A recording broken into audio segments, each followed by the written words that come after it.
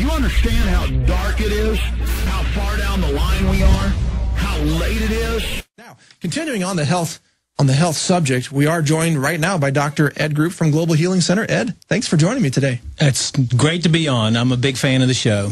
You are, yeah. You listen to Alex Jones quite a lot. I've been listening to Alex Jones for years and been involved in, the eugenics of what's going on with the population. And, when you asked me to speak about aluminum, it's crazy the amount of aluminum people are exposed to right now, especially since they're spraying about 20 million tons of it in the air. And they're spraying nanoparticles of aluminum, and that's actually converting or taking away the natural ozone that cleanses the air. And the reason why those chemtrails start looking white is because it converts to aluminum oxide, and now it's coming down and falling all over the snow, the rain, everything. There's a geoengineering agenda here that InfoWars has exposed, and Aaron Dykes did some great work on that.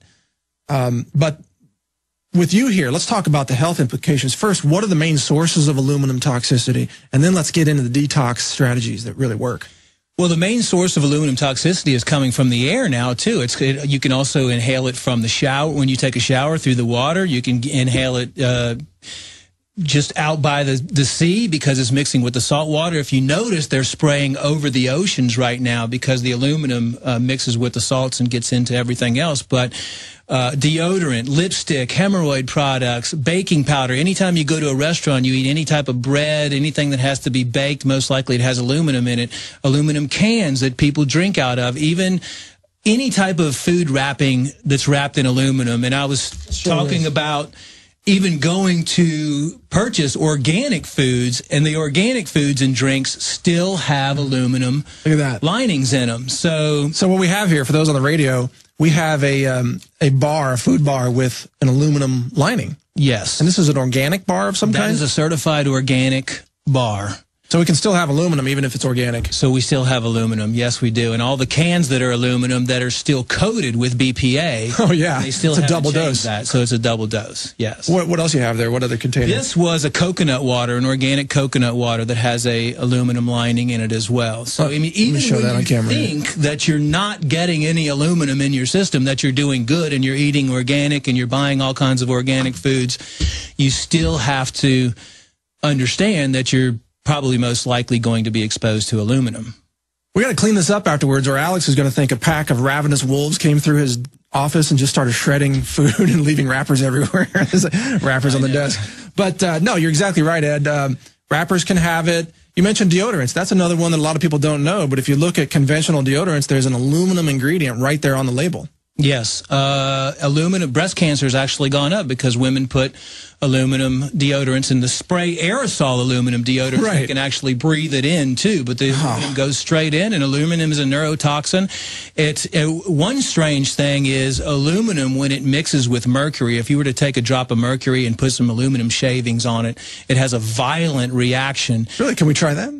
I would love to try that. Let's do it right here. Video on it that you can actually watch and watch the reaction. But when you have mercury in your mouth and then you're putting aluminum in, or you have mercury in your body and it's going up to your brain and it's mixing with aluminum, cadmium, lead, all the other heavy metals, who knows what type of reactions are taking place and how damaging that is to the body. Well, but I mentioned that here on a previous show, that much of America today is poisoned with heavy metals and the lighter metals like aluminum. But there's so much brain poisoning that exists today. No wonder people can't realize that Ron Paul makes sense. Enough people.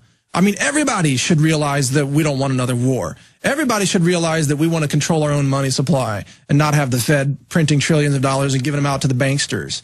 I mean, why, do you agree that part of the metals poisoning explains the insanity? It's already been proven. I mean, look at the kids that are being diagnosed with autism or attention deficit disorder or hyperactivity disorder. I mean, when you link all the metals together, they're neurological degraders, and it can mess with your thought patterns. It can cause depression. It can cause everything else to happen. I mean, there was a recent interview with teachers all across the United States, and they said that 3/4 or 2/3 to 3/4 of all the students have a chronic respiratory infection and cough right now. Really? Yes. The amount of aluminum has gone up from 2006 when they did analysis on the snow water at Mount Shasta. They found about 1,000 micrograms per liter of aluminum. In late 2009, they did a study again. They found 61,000 micrograms per liter of aluminum in the snow water, and the safe level is 0.5 micrograms per liter. Oh, that's insane. And the government is supposed to be called for emergency action if any aluminum is found at 1,000 micrograms or more. So that's 60 times the emergency level, and they still haven't been called in. What is the agenda behind the aluminum poisoning? I mean, do you think that there's something going on here?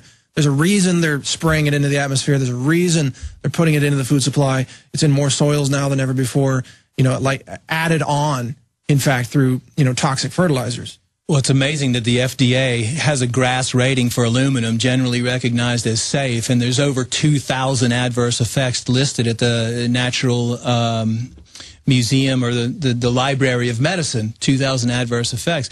I think it has to do with eugenics and continually degrading the immune system, because aluminum takes away the absorption of zinc and selenium. Zinc and selenium are both used to boost the immune system. That's why you're seeing such a deficiency in zinc from people. But also, Monsanto, their seeds, some of their seeds are resistant to metals. And right. Exactly. So if you can kill off, and pH levels for that matter. So what's happening is the pH of soil is increasingly getting higher. More alkaline, and you're seeing a destruction of crops. So what's going to happen with all this spraying eventually is you're going to see a decreased crop production, thereby leading to farmers having to buy seeds that are from Monsanto, you know, and DuPont, resistant to mercury, aluminum, and pH level. All right, folks, you're listening to an interview here on the Alex Jones Show with Dr. Edward Group from Global Healing Center. The website is globalhealingcenter.com, just like it sounds. And he's a great formulator of detox solutions, many things there. I want to ask your opinion, Ed, on this. A news story today from naturalsociety.com by Anthony Gucciardi. Scientists say we should delay breastfeeding to improve vaccine potency. Get this, that mothers should not breastfeed anymore because the breastfeeding is interfering with the vaccines. And this is published in the Journal of Pediatric Infections and Diseases.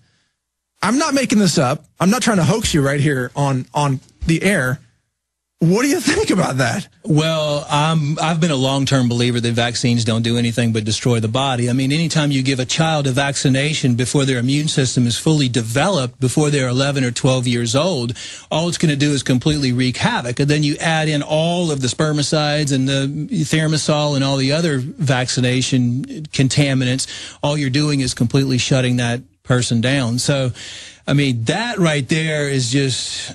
That's insane. It's insane. I mean, you know, the way that they're pushing the flu shots, the way that they're talking about universal flu shots, I mean, all of it interacts together, and it's just designed to completely lower or knock out your immune system, and all it does is create more negative health conditions. And the poor children, I mean, you know, these are the main recipients that are suffering, and they don't know. I mean, if you ask a child, if you were able to communicate with a child and say, hey, can I put this shot in you? What do you think they would do? They would scream. That's why you see children screaming, because they know intuitively that it's bad for them. And then parents just all it of a hurts. sudden put the vaccines in them anyway. Okay, a couple more things, excuse me, that I want your input on. Excuse me, sorry about that. Doctor calls police and child services on a mother who refuses to vaccinate her son. This was published on Infowars.com. Rachel Garman, who said, I don't want to vaccinate my child, got the state troopers called on her. This is happening over and over again. They want to have mandatory vaccine trial participation where you can't say no. You're being automatically volunteered to be in the vaccine trial. Now they want women to stop breastfeeding because it's interfering with the vaccine. And then we have this other story over here of this poor child was given 9 vaccines and died within a matter of days. I mean, how criminal is this? I mean, these are crimes that we're looking at. And the fact that the government came up with a bill that vaccine companies are not going to be held liable for any damage. So, I mean, what right, do of course. do about it? Of course. I mean, you know, the best thing we can do is just continue to to educate people about the damaging effects of vaccinations and what they can do to avoid them. And hopefully one day, you know, people will join together and we'll be able to stop all these chemicals and stop all these vaccinations from being injected into people. And we won't have to worry about our children, you know, growing up with decreased immune systems or the risk of developing some sort of disease early on in life, cancer, or neurological disease. I mean, they're trying to dumb the children down by cutting down all these neurological pathways. And if you look at the way mercury reacts on neurons, it literally destroys the covering of the nerves, melts it away. All right, now we promised the listeners that we would get into some solutions. And you're an expert on that. In fact, you are probably the expert on detox of heavy metals and BPA and things like that. What can you tell people that is practical that they can start doing now to either avoid absorbing aluminum or to get aluminum out that they may have already absorbed? Well, yes, we've specialized in detoxing everything. I've been detoxing Gulf War syndrome stuff, Corexit, I mean, you name it. But the main thing is the best and fastest way is to avoid any aluminum. Get rid of your aluminum cookware, stop drinking out of aluminum cans, stop using aluminum deodorant, switch to natural makeup. You don't use aluminum-based baking powder. And then what's worked the best for us is a mixture of a purified zeolite, fulvic acid, or humic acid, which contains 15 times the amount of receptors than EDTA does. Really? And what most people don't know is detoxified iodine is extremely effective at detoxing not only aluminum, but other aluminum's not necessarily a heavy metal, but other heavy metals like mercury, cadmium, fluoride, those toxins as well. Detoxified iodine will immediately excrete those from the system. If you have a far infrared sauna, that's another good thing. Modified citrus pectin, cilantro, chlorella, those are all different types of substances that we use in a super concentrated extract. So most of those, I mean, that's all orally taken, so it's pretty easy for people.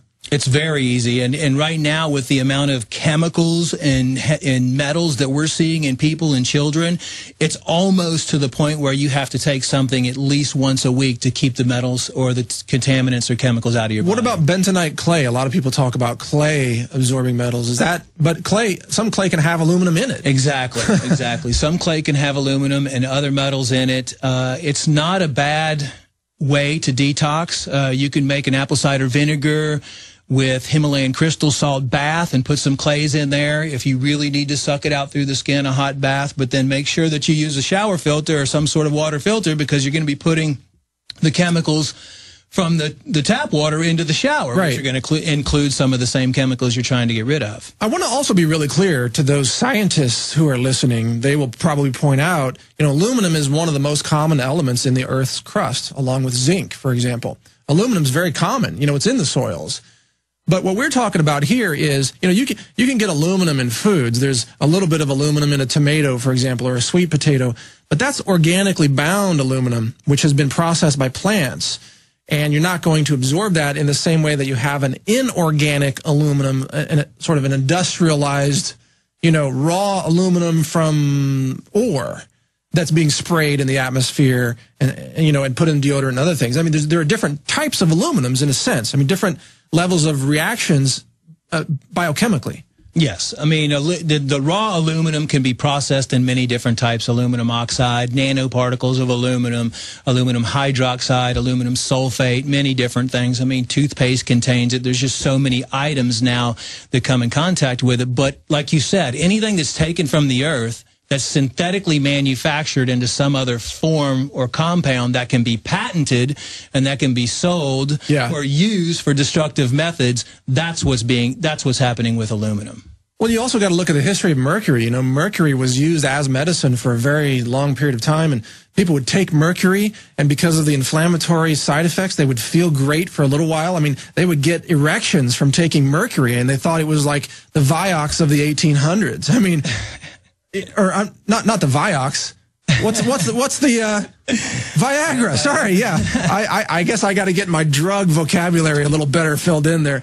I don't use them, so I don't say names every day. But Viagra of the 1800s was mercury.